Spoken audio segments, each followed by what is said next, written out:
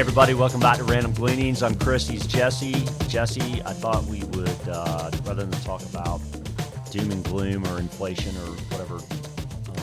Which we've got some of that too. But.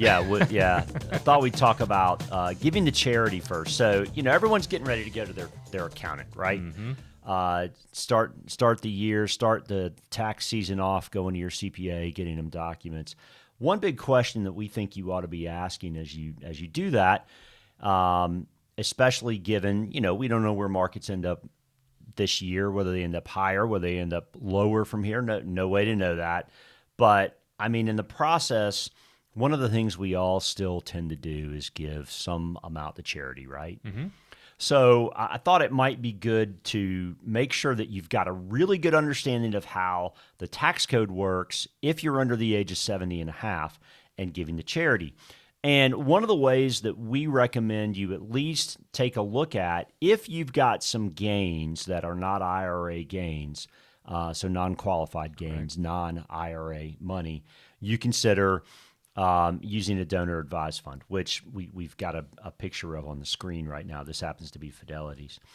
So next chart. All right, so who should consider using a donor-advised fund? Well, from a checklist standpoint, number one, you need to have gains, right? Mm-hmm. And after a year like last year, you may or may not have gains, but if you do still, after you've held something for multiple years, hopefully there's still some gains around, right?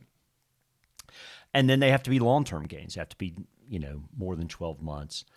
And then finally, do I have room in my checklist here, in terms of I can take 30% of my adjusted gross income in a charitable deduction if I give that, right? Mm-hmm.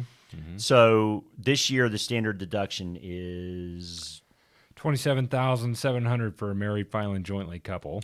Yeah, and we'll stick to this in terms of just the married filing jointly calculation. Okay, so if you're trying to calculate an itemized deduction versus the standard deduction, so again, we know that hurdle is $27,700, right? So state and local taxes are limited to $10,000 of deduction. So, in South Carolina, 6% state income tax plus your property taxes plus your property taxes, your cars, your house, et cetera, right? Right. You can get to that 10 grand number. There are a lot of places in the country that get there a whole lot faster than we do. But so you get $10,000 for that, even if those numbers add up to more than $10,000. Right. You're capped there. That's exactly right. Yeah. Right. And I just made up a number. If your mortgage interest is, say, whether it's $5,000 or $8,000, whatever it is, you've got to add the numbers to know what it's going to take to cross over that standard deduction, because that's when you're going to be able to deduct that money from a charitable standpoint if you give it to a donor-advised fund.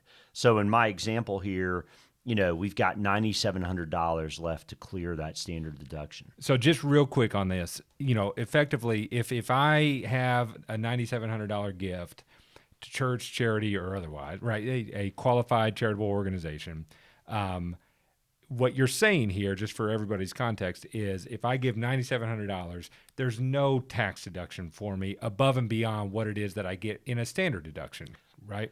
With the exception of the goodness in your well, heart, absolutely, Jesse, absolutely. Well, that I can talk to you about that as well. But okay, but right, yeah. From a dollar standpoint, you're not going to get anything that you would have gotten otherwise, which is why you've got to do the math on this calculation. That's right. Okay. So next picture. So let's say you've got a stock, right, and it's got a $5,000 cost basis, and now it's worth $20,000, and you've held on to it for 2 or 3 years.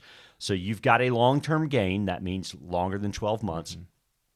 And you've got a gain of $15,000. So let's say you say to yourself, I think I'm going to give this $20,000 stock or stocks to charity now, right? Mm-hmm. And in doing that, I'm going to avoid a $15,000 capital gain. And of course, the charity's not going to pay tax on that, which is good. They're going to get $20,000, right?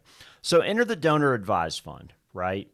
So again, you're going to be limited to 30% of your adjusted gross income in a given year in terms of what you can deduct.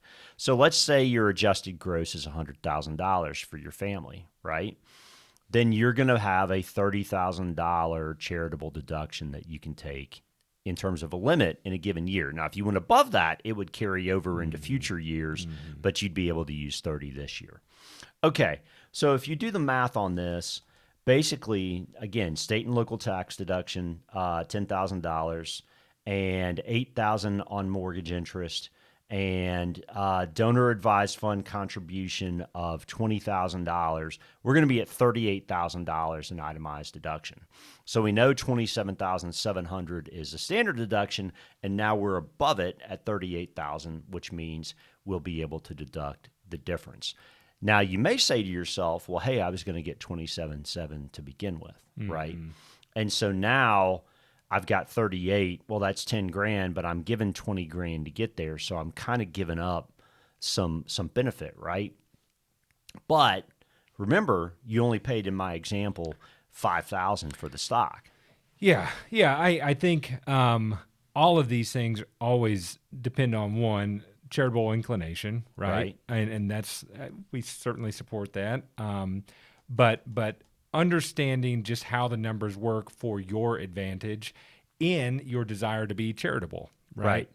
Right. But it's important to note that if you give that to a donor advised fund, you get the deduction in the year that you give it. That's right. You don't have to give away all the money in to that me, year. that's the very attractive part of it. So, really what I find attractive about the donor advised fund is perhaps in a high income year, I'm making a bigger than normal gift. Right. To charity That's or right. to the charitable. It's almost like a mini foundation. That's what it is. That's right. You are dedicating these dollars to give away. Right.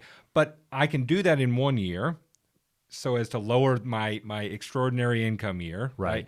But I have it then set aside effectively in another pocket, right? So as that in the ensuing years, I can give out of that bucket of money that I've done all in 1 year, taking the tax benefit, and then...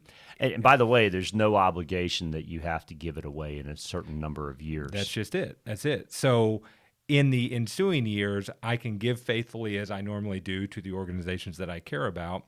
And while I wouldn't be pushing myself above the tax threshold from an itemization standpoint, I get the benefit, presumably, of a continuation of these higher standard deductions. Right. That's right. So you're giving in 1 year, and then over 3, 4, 5 years, how many ever years you're giving out of that bucket. But in years 2 through 5, in my made up example, I mean, you're getting the standard deduction. That's it. And not giving year after year and not getting any tax benefit for it. Right. Still getting the benevolent benefit, just not the tax benefit. That's right. Talk to your CPA about this. If you've got long-term gains that are not in your IRA, and if you want to talk to us about it, talk to us about it. We think it's a good tool, and it's on my mind just given the fact that it's tax season. Well, and then the other thing I'd say is, I think a lot of times this may come up as you're looking at things at the end of the year, right? As to how do I deduct more of this income, rather than putting that pressure on yourself at the end of the year, maybe starting to think about it now with the idea that you're probably going to talk to your accountant before too long, may be of some benefit. Right. So. All right. So next topic. Later this week, Friday, I believe, the PCE, Personal Consumption Expenditures inflation number comes out. And as I understand it, the PCE number is the one that the Fed is most concerned about in bringing down. The grand poobah. That's it. That's the number that they pay the most attention to by their own words. So that and median CPI, which we're also going to talk about, I've seen some reports that they pay a lot of attention to median CPI right along.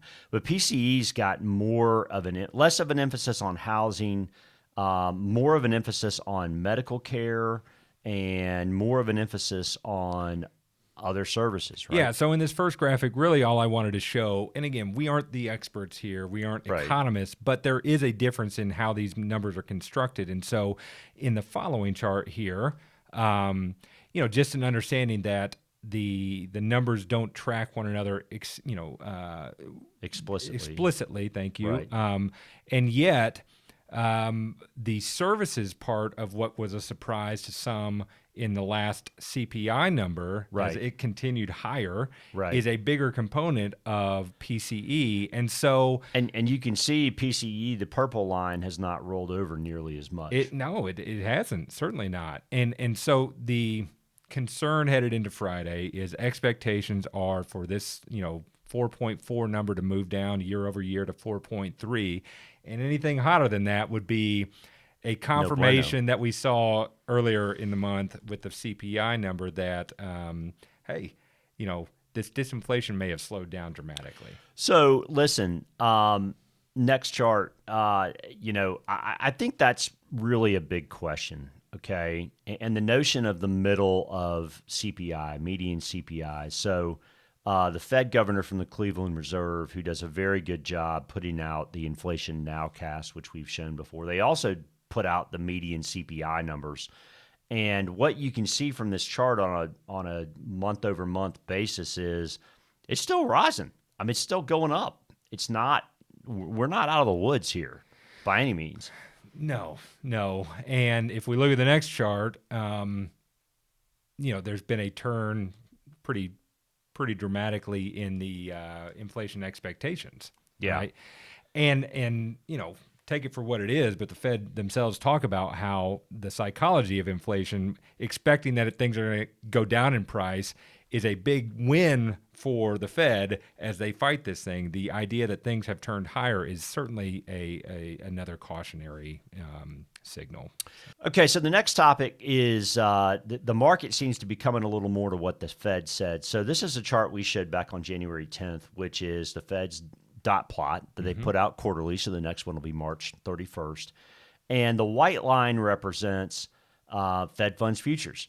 In other words, the market in that white line doesn't believe what the middle of the Fed dot plot says, which is, hey, rates are going to be lower than what the Fed says they ought to be. Seems they're starting to change their mind maybe a little bit. That certainly has been, again, we looked at the Fed funds futures last week, I believe, and how those have pushed up towards the end of the year. But Willie has a good chart here in regards to showing how much they've moved just in the last 2 weeks, right? I mean, so they were back in the gray bars, and now they have pushed the blue bars more toward the Fed in terms of what the Fed says they believe they should be. Yeah, and I mean, at least that's coming into line. But to Willie's point is in that March 22nd Fed meeting, as they released the new dot plot, will the Fed themselves have pushed the rate expectations higher? So that was December's, and now the concern is that they're going to push it higher in March. In fact, going back to that Cleveland Fed median CPI, Loretta Mester? Yeah, Fed Governor Mester, who is not a voting member. So she is a Fed governor, but this year she doesn't get to vote. She actually said she saw a case for raising 50 in February, not a quarter point like we got. So it's just not over. It's not over. It's not over. And so defense remains on the field. Yeah, right? Basically. Unfortunately. Yeah, basically. I think we're ready to roll out the quarterback, but love to be positive, but I mean this is still challenging for sure. All right, that's all I got. Yeah, I got nothing else. Hopefully all of this wonky stuff hasn't been too big a bore. If it is, then maybe you can count on us to take care of it so that you don't have to. But all this to say, thank you for watching. Hit subscribe, share it with a friend, and we'll look forward to seeing you all again next week.